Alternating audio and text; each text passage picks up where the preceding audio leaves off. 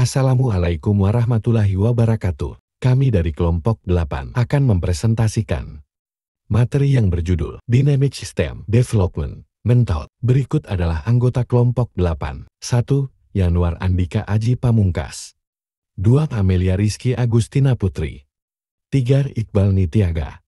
4. Dia Febiantika. Apa itu DSDM? Metode pengembangan sistem dinamis DSDM adalah yang membahas keseluruhan siklus hidup proyek dan dampaknya terhadap bisnis. Seperti filosofi agile yang lebih luas, DSDM adalah pendekatan berulang terhadap pengembangan perangkat lunak, dan kerangka kerja ini secara eksplisit menyatakan setiap proyek harus selaras dengan tujuan strategis yang jelas dan fokus pada pemberian manfaat nyata bagi bisnis sejak dini.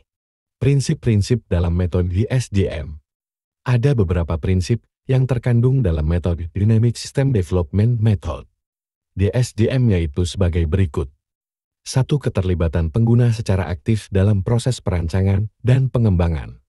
2. Tim pengembang proyek diberi wewenang untuk mengambil keputusan. 3. Fokus pada serinya produk yang dihasilkan.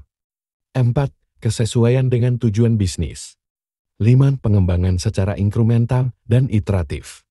6. Persyaratan dan kebutuhan harus ditentukan sebelum proyek dimulai.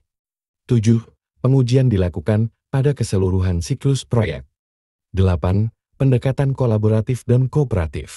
Tahapan-tahapan dalam metode DSDM. Studi kelayakan.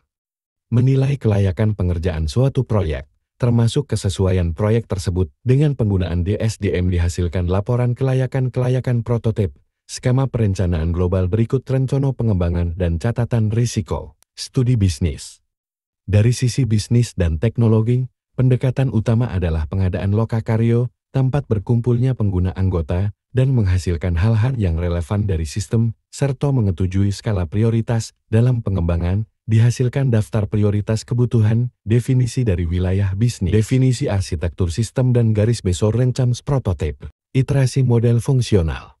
Fase ini memiliki tujuan untuk memberikan model fungsional yang terdiri dari kedua prototip perangkat lunak yang bekerja dan model statis. Fase ini menghasilkan pengolahan informasi yang diperoleh dalam penelitian bisnis. 4. Rancang dan bangun iterasi.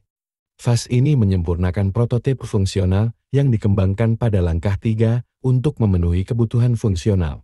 Pada fase ini, secara utama mengembangkan sistem untuk memenuhi kebutuhan pengguna. Sebuah produk uji coba adalah hasil utama dari fase ini. Iterasi desain dan build ini terdiri dari 4 kegiatan. 5. Tahap implementasi.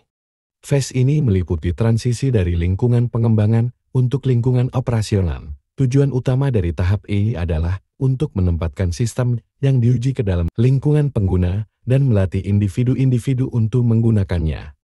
Kelebihan DSDM meliputi 1. Fungsionalitas produk dasar dapat disampaikan dengan cepat. 2. Pengembang memiliki akses mudah ke pengguna akhir. 3. Proyek dapat diselesaikan tepat waktu. Kelemahan DSDM antara lain: 1. Dapat mewakili perubahan dramatis dan disruptif dalam budaya perusahaan. 2. Mahal untuk diterapkan. 3. Tidak ideal untuk organisasi kecil. Terima kasih. Wassalamualaikum warahmatullahi wabarakatuh.